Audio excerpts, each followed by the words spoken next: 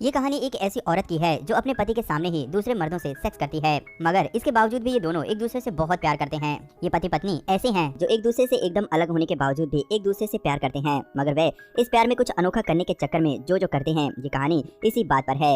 Wife Melinda Brazil की रहने वाली है जो कि बहुत ही ओपन माइंडेड है। वहीं विक अमेरिका का रहने वाला है। उनकी एक बेटी भी है जिसका नाम ट्रिप्सी है।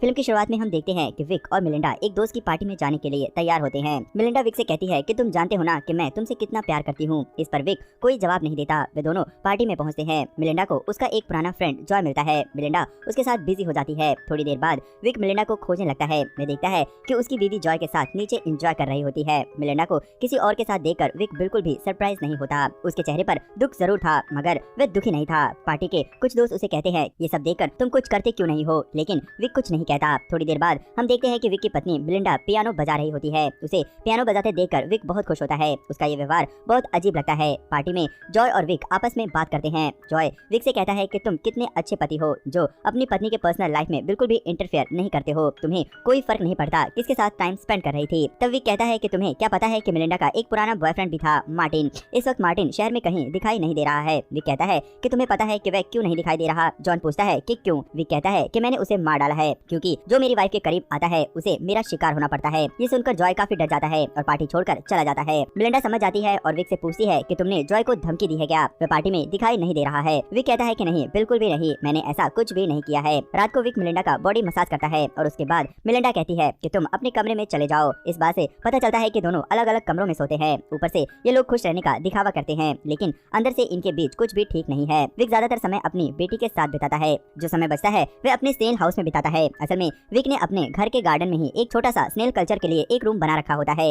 विक की बेटी बहुत ही स्मार्ट थी। वे अपने स्कूल के लिए एक प्रोजेक्ट तैयार कर रही होती है। ये आलू से चलने वाला रोबोट होता है। ट्रिक्सी बहुत ही समझदार थी। वे अपने मॉम और डैड दोनों के बीच एडजस्ट होने की कोशिश करती थी। विक अपनी बेटी को स्कूल छोड़ने जाता है तो ट्रिक्सी की स्कूल टीचर केली विक से मिलती है, जो कि विक की अच्छी दोस्त भी होती है। केली कहती है कि मैंने सुना है कि तुम अपनी पत्नी के बॉयफ्रेंड का मर्डर कर देते हो। जॉय लोगों को बता रहा है कि तुमने मार्टिन का मर्डर कर दिया है। तब विक कहता है कि नहीं, मैं तो मजाक कर रहा था। केली कहती है कि मजाक हो या फिर सच, लेकिन आइडिया तुम्हारा काम कर गया। अब जॉय तुम्हारे घर के आसपास भी दिखाई नहीं देता। मिलिंडा भी उसकी इस बात से बहुत दुखी थी। वे विक से कहती है कि जॉय को घर पर डिनर के लिए बुलाते हैं और तुम उसे सॉरी कहोगे। अगले दिन जॉय डिनर पर आता है। डिनर के बाद मिलिंडा कहती है कि तुम ट्रिक्सी के पास जाओ और उसे कहानी सुनाओ। क्या आप भी यूट्यूब पर बढ़िया चैनल बनाकर आसानी से लाखों रुपए कमाना चाहते हैं? हमारे पास आपके लिए एक यूनिक आइडिया है जिसमें आपको ना तो बोलने की जरूरत है और ना ही वीडियो शूट करने की। बस आपको वीडियो डाउनलोड करके अपने चैनल पर उसे अपलोड करना है। आपने यूट्यूब पर बहुत सी ऐसी वीडियोस देखी होंगी जिसमें 3D मैन एक्सरसाइज दिखाई गई होती है। आपको एक चैनल का एग्जांपल देता हूँ। ये चैनल जिस पर आप देख सकते हैं कि कितने ज्यादा सब्सक्राइबर्स और मिलियंस में व्यूज हैं। इस चैनल पर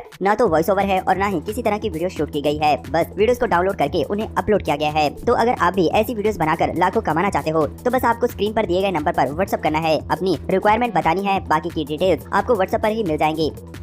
विक समझ जाता है कि मिलिंडा जॉय के साथ एंजॉय करना चाहती है। विक अपनी बेटी के पास जाता है। ट्रिप्सी अपने पापा से कहती है कि मॉम को वे किसी और के साथ देखना पसंद नहीं करती। तब विक कहता है कि कोई नहीं, वे सब ठीक कर देगा और उसे सुला देता है। विक बाहर निकलता है तो देखता है कि मिलिंडा और जॉय एंजॉय कर रहे होते हैं। उसे ये सब अच्छा नहीं लगता। वे किचन में जाता है और बर्तन गिरा देता है। आवाज सुनकर वे दोनों बाहर आते हैं। जॉय उसके पास आता है। विक कहता है कि मैं तुमसे कोई सॉरी बोलने वाला नहीं हूँ। तुम्हें पता है कि मैंने मार्टिन को मार मार कर उसका सर फोड़ दिया था। ये सुनकर जॉय और भी डर जाता है और घर से भाग जाता है। अगले दिन मिलिंडा और विक एक और दोस्त की पार्टी में जाते हैं। वहाँ उन्हें डॉन नाम का एक आदमी मिलता है। वह बताता है कि मैं शॉर्ट स्टोरी लिखता हूँ, तुम क्या करते हो? विक कहता है कि वह ड्रोन में इस्तेमाल होने वाले चिप बनाता है। तब डॉन कहता है कि क्या वही ड्रोन जो अफगानिस्तान पर बम गिराते हैं? विक कहता है कि नहीं, इससे सामान लोगों तक पहुंचाया जाता है। दोनों में काफी बहस होती है। इसी दौरान डॉन कहता है कि तुमने मार्टिन को मारा था, हमने भी सुना है। तब विक कहता है कि ये सब मजाक था, तुम इतने सीरियस क्यों हो? पार्टी में विक अपनी दोस्त केली के साथ डांस करता है, जिसे देखकर मिलिंडा काफी जेलस होती है और वापस जाते वक्त वे दोनों कार में काफी करीब आते हैं। रात को वे दोनों इंटीमेट भी होते हैं। कुछ दिनों बाद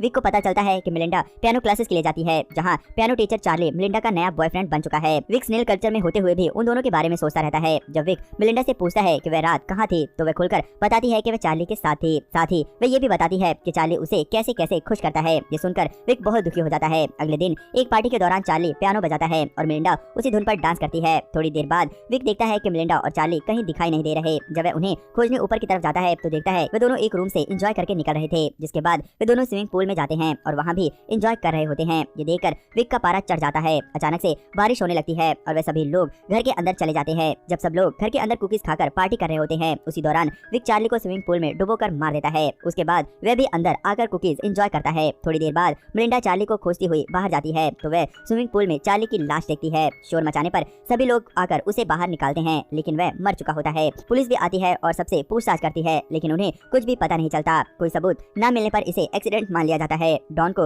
विक पर शक हो जाता है क्योंकि उसने उन दोनों को नीचे देखा होता है। जॉन एक प्राइवेट डिटेक्टिव हायर करता है जो कि विक का पीछा करके उसके बारे में पता कर सके। विक को उस डिटेक्टिव के बारे में पता चल जाता है। विक मिलिंडा के बैंक स्टेटमेंट से जान जाता है कि मिलिंडा ने जॉन को डिटेक्टिव हायर करने के लिए पैसे दिए हैं। विक डॉन के घर जाता है और उन दोनों में बहस होती है। अब भी विक की प्रॉब्लम डॉन नहीं था बल्कि मिलिंडा ही थी। मिलिंडा अब अपने नए बॉयफ्रेंड के साथ बिजी थी जो कि उसके कॉलेज के समय का ही एक बॉयफ्रेंड था और वह ब्राजील का रहने वाला था। रात को उसकी बेटी कहती है कि डैड मुझे पता है कि आपने चार्ली को मार दिया है। विक कहता है कि ये बात अपने तक ही रखना। ट्रिक्सी को सुलाने के बाद विक मिलिंडा को किसी से फोन पर बात करते हुए सुन लेता है। उसकी बातों से पता चलता है कि वह ट्रिक्सी को साथ लेकर ब्राजील शिफ्ट होने जा रही है, मतलब कि वह उसे छोड़कर जाने वाली है। विक को बहुत ही ज्यादा दुख होता है। ये कोई और नहीं मिलिंडा का नया बॉयफ्रेंड टोनी ही था। अगले दिन विक देखता है कि मिलिंडा टोनी को अपने घर बुलाती है। वे दोनों लंच करके काफी एंजॉय करते हैं। विक को ये सब सहन नहीं होता। अगले दिन विक टोनी को एक रेस्टोरेंट में पिक करता है। विक किसी तरह टोनी को अपने साथ चलने के लिए कन्विंस कर लेता है। विक उसे लेकर एक हाइकिंग साइट पर ले जाता है। वहाँ पहुंचकर वे दोनों कार से उतर जाते हैं। टोनी थोड़ा आगे बढ़ता है तो विक एक पत्थर से उस पर अटैक कर देता है, जिसके बाद टोनी पहाड़ी से नीचे गिरकर मर जाता है। नीचे जाकर विक टोनी की लाश को एक पत्थर के साथ एक बेल्ट में बांधकर नदी में फेंक देता है। साथ ही उसका पर्स निकाल कर रख लेता है। विक अपने डॉगी के साथ वापस घर आ जाता है। घर आकर विक मिलिंडा से पूछता है कि क्या बात है, टोनी आजकल दिखाई नहीं दे रहा है। विक अपनी बेटी के साथ एंजॉय करता है। मिलिंडा कहती है कि काफी समय हो गया है, तुम हाइकिंग साइट पर नहीं गए हो। वे तीनों उधर पिकनिक के लिए जाते हैं। वहाँ विक मिलिंडा को अपनी कुछ तस्वीरें दिखाता है जो उसने खुद खींची थी। मिलिंडा अपनी तस्वीर देखकर बहुत खुश होती है। वे कहती है कि तुम वाकई ही बहुत अच्छे हो। मेरी इन हरकतों के बावजूद भी तुम मुझे प्यार करते हो। मुझे तुमसे ज्यादा प्यार करने वाला कोई और नहीं मिल सकता। तभी विक देखता है कि उसकी बेटी नदी के पास चली गई है। वे अपनी बेटी को वहाँ से लाने के लिए जाता है। विक देखता है कि टोनी की डेड बॉडी फूलने की वजह से पानी के ऊपर आ गई है। विक तुरंत ही मिलिंडा और ट्रिक्सी को लेकर घर की तरफ निकल आता है। वे जानबूझकर मिलिंडा का एक स्काउट वहाँ छोड़ देता है। लौटते वक्त कार में मिलिंडा कहती है कि उसका स्काउट वहीं छूट गया है। विक कहता है कि कोई बात नहीं, वह कल जाकर ले आएगा।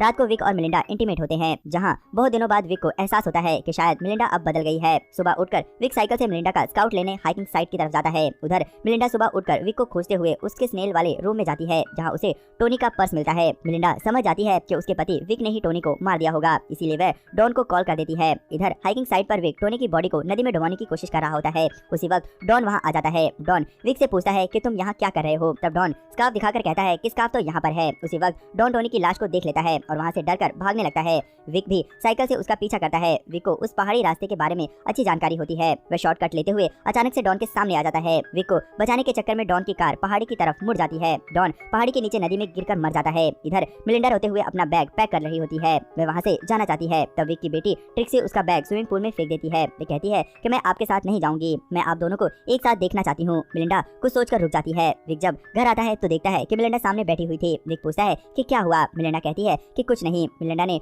टोनी के पर्स को जला दिया होता है। उसे रियलाइज हो गया था कि उसके पति से ज्यादा कोई उसे प्यार नहीं कर सकता। देर से ही सही वे दोनों एक हो जाते हैं। इसी के साथ ये फिल्म यहीं पर खत्म हो जाती है। क्या विक ने सही किया या फिर गलत, अपना जवाब हमें कमेंट में लिखकर जरूर बताएं। वीडियो पसंद आई हो तो इसके लिए एक लाइक करें और आगे भी ऐसी अनोखी वीडियोस के लिए चैनल को जरूर सब्सक्राइब करें।